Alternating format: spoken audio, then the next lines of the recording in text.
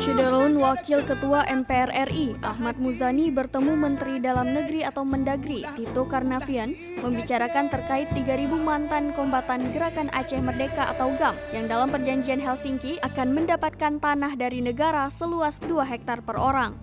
Dia menjelaskan dalam pertemuan tersebut juga akan membahas mengenai bentuk pemerintahan provinsi di Aceh yang mendapat kewenangan mengelola sendiri.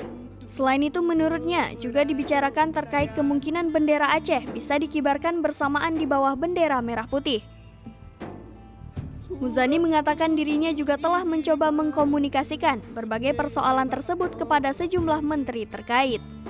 Dia mencontohkan sudah berkomunikasi dengan Menteri Agraria dan Tata Ruang atau Badan Pertanahan Nasional (ATR BPN) untuk mendapatkan tanah bagi 3.000 orang mantan kombatan GAM dan sudah dalam proses penyelesaian. Mendagri Tito Karnavian mengatakan pertemuan tersebut membicarakan terkait bagaimana pasca perdamaian di Aceh dengan situasi kondusif agar berdampak pada percepatan pembangunan di Aceh. Dia menjelaskan, di Aceh ada Undang-Undang Nomor 18 Tahun 2001 tentang Otonomi Khusus Provinsi Aceh yang di dalamnya ada perubahan anggaran. Misalnya, bagaimana